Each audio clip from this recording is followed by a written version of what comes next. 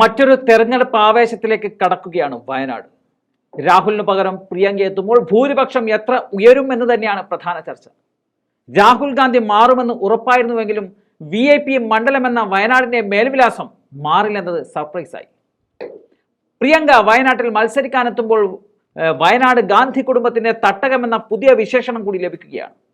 പ്രിയങ്ക ഗാന്ധിയെ മത്സരിപ്പിക്കുവാനുള്ള തീരുമാനത്തെ വയനാട്ടിലെ വോട്ടർമാരും സ്വാഗതം ചെയ്യുകയാണ്. പ്രിയങ്ക ഗാന്ധി തന്റെ ആദ്യ തെരഞ്ഞെടുപ്പ് പോരാട്ടത്തിന് തയ്യാറെടുക്കുമ്പോൾ 25 വർഷം മുമ്പ് അവർ നടത്തിയ ഒരു പ്രസംഗം ഓർക്കാതിരിക്കാൻ നമുക്ക് കഴിയില്ല. 1999 ആദ്യമായി സോണിയാഗാന്ധി തെരഞ്ഞെടുപ്പ് പോരാട്ടത്തിനിറങ്ങിയപ്പോൾ അമേഠിയിലും ബെല്ലാരിയിലും ഒരുപോലെ മത്സരിച്ചപ്പോൾ റായ്ബറേലിയിലെ കോൺഗ്രസ് സ്ഥാനാർത്ഥി ക്യാപ്റ്റൻ സതീഷ് ശർമ്മയായിരുന്നു. 1998 ലോക്സഭാ തെരഞ്ഞെടുപ്പിൽ അമേഠിയിൽ 23,270 വോട്ടുകൾക്ക് വിജയിച്ചത് BJPയിലെ സഞ്ജയ് സിംഗ് ആയിരുന്നു. പക്ഷേ കോൺഗ്രസ് സ്ഥാനാർത്ഥിയായ ക്യാപ്റ്റൻ സതീഷ് ശർമ്മ രണ്ടാം സ്ഥാനത്ത് തന്നെ ഉണ്ടായിരുന്നു. അതുകൊണ്ട് തന്നെ സോണിയാഗാന്ധി മത്സരിക്കുമ്പോൾ വിജയിക്കുമെന്നൊരു പ്രതീക്ഷ രാഷ്ട്രീയ നിരീക്ഷകർക്കുണ്ടായിരുന്നു. എന്നാൽ അതായിരുന്നില്ല റായ്ബറേലിയുടെ അവസ്ഥ. 1996ലെയും 98ലെയും ലോക്സഭാ തെരഞ്ഞെടുപ്പുകളിൽ BJPയുടെ അശോക് സിംഗ് ആണ് റായ്ബറേലിയിൽ നിന്നും വിജയിച്ചത്. കോൺഗ്രസ് സ്ഥാനാർത്ഥി 2 തെരഞ്ഞെടുപ്പുകളിലും 4ാം സ്ഥാനത്തായിരുന്നു. ആ സാഹചര്യത്തിലാണ് ക്യാപ്റ്റൻ സതീഷ് ശർമ്മ അമേഠിയിൽ നിന്നും റായ്ബറേലിയിലേക്ക് മത്സരിക്കാനെത്തുന്നത്. എതിരാളി BJPയുടെ അരുൺ നെഹ്റു ആയിരുന്നു.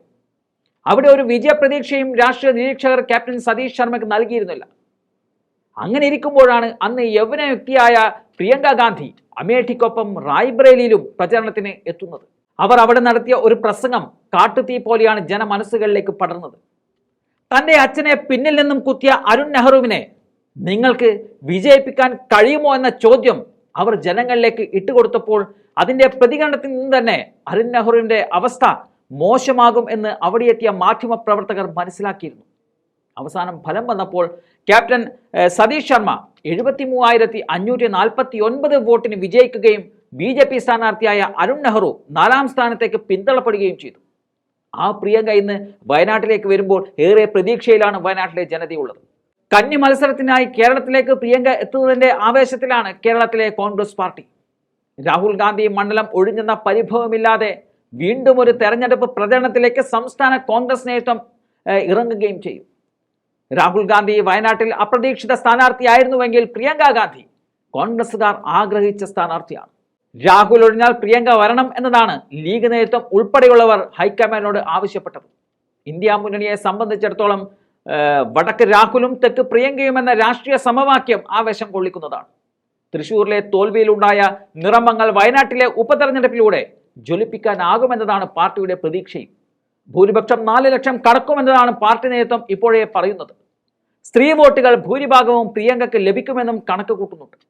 വയനാട്ടിൽ രാഹുൽ ഗാന്ധിക്ക് പകരമെത്തുന്ന പ്രിയങ്കയെ 2ാം ഇന്ദിര എന്നതാണ് കോൺഗ്രസ് വിശേഷിപ്പിക്കുന്നത്. പ്രചരണ പരിപാടികളിൽ പ്രിയങ്കയ്ക്കൊപ്പം രാഹുൽ ഗാന്ധിയും സജീവമായി പങ്കെടുക്കുന്നുണ്ട്.